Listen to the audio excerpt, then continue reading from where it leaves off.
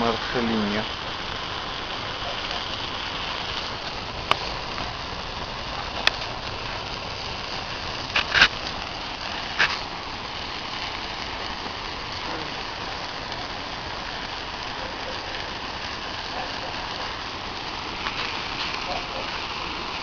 Así te vas a quemar en el infierno, Marce.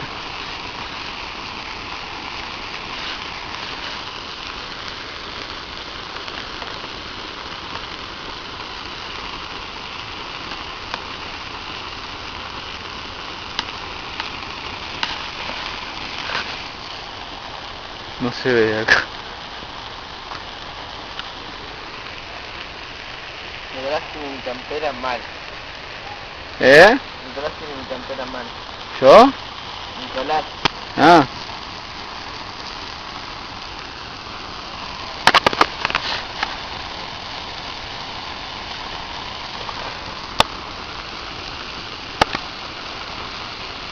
Ahora sí está tomando color la cosa.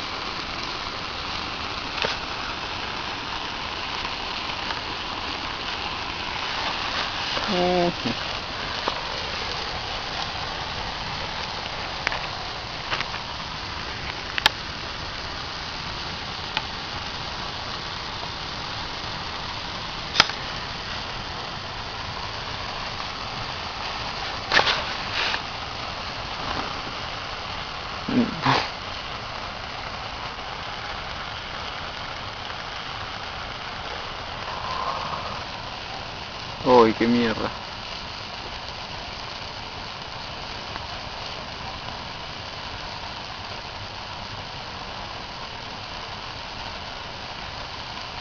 Una hora puedo estar grabando con esto.